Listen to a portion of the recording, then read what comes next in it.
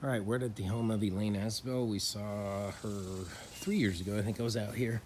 And we looked at doing some siding before. We were kind of looking at doing a kind of phase project, but I think we're in the point of maybe considering all the exterior siding.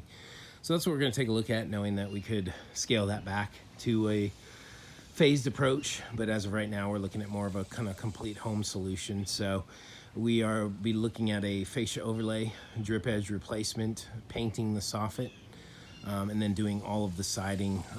Not sure on which style yet. I'm gonna price it both ways to see which one's more cost effective. CR, versus Select CR8 versus say just like a Cedar Mill Select. So I'm gonna put that together both ways, and with waste and whatnot, we'll see which one is more economical for.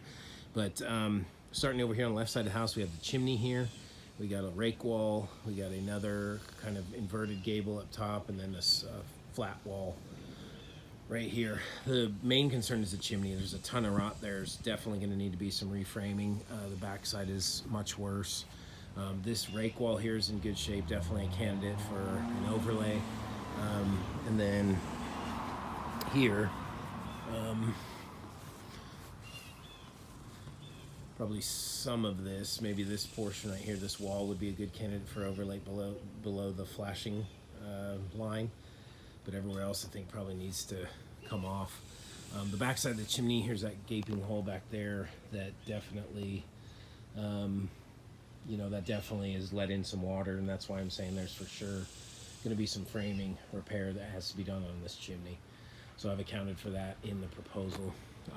But all the chimney trim, all the siding would all be replaced and become Hardie plank, as well as all this fascia. The gutters would have to be taken down where they are, and then can be put back up from there. Did you see that bird just go in there? Oh no, I just missed it. That little hole about 4 feet up from the roof, Oh my god. right by where the window juts out. A little bird just went in there. Okay, so I need to call some Yeah. pest people. See which hole I'm talking about? So yeah, that's what we're trying to prevent. We found another place in the soffit on the right side where they're getting in. But little rot here, obviously, that needs to be addressed. Probably some framing repair there to patch that up. We have 2 windows here that would be retrimmed. Retrim the front door, and then there's a little window over here in brick that just has some 1x4 around it that would be retrimmed. All windows, gable vents, everything in the siding would be retrimmed with a Hardie 1x4. We have some area above the garage doors that would all become Hardie plank siding, and then the frames around the garage doors would be encased with Hardie plank as well. Obviously, because of the siding, it's curling pretty bad. We would have to tear all of this off, obviously. That would all have to come off. OSB, Hardie wrap, and then the Hardie plank siding. Over here on the right side, it's a, basically probably 17-foot wall, half up, half down. We got 1 window, and then a full, I think it's about a 35-foot wall, so we got about 37 feet of fascia with full gutter on it all the way up across. So here, again, probably could salvage maybe half the wall as far as tear off, which would save some money with OSB. But the other portion, pretty much all the way through here in between the flashing seams, would have to be replaced. And then, probably about half of down here and half in that up area right there. But everywhere else looks like it would be a possible candidate for that, which would save some money on the project. But as you can see down here, this stuff, that's that piece, probably 2-3 pieces has to go for sure because of the cracking.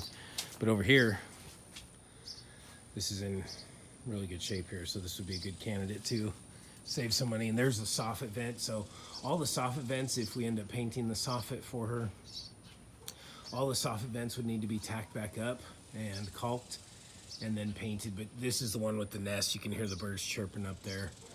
So they clearly have gotten in there, and you can see the bird poop kind of on the siding where they're just perching right there. So, that would be all fixed up with putting the vents back up, caulking them, and then painting all the soffit. Back here, this is really in the best shape probably of the whole house. Definitely a good candidate for overlay back here, which would save quite a bit of money.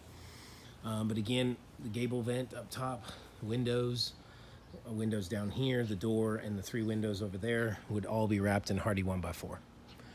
And that would just, again, make sure that the trim's lasting equivalently to the siding. But pretty straightforward here. 8-foot, walls. Got a little bit of soffit extended there. Everywhere else the soffit's a foot. Here we got about 1.5 to 2 feet of soffit in between the levels of the house. And then over here we do have 1 window. This wall potentially a good candidate for overlay. That definitely not. That needs to be torn off. And again, you see with the soffit vents kind of falling down. So we can just tack those back up, caulk and seal them, and then of course paint it, and the soffit's going to be good as new. Again, fascia and drip edge. There is an exposed drip edge, so there would be a Hardie drip edge that would go up in place of the 1x2 drip edge now. And then of course 1 more window that would have to be wrapped here. This back side of the chimney is not as bad as the front minus the trim. But the actual board where it meets the roof line is not as bad as the front perspective. So that's a good thing. Then over here we got 1 more wall that leads back to the chimney. And that's it.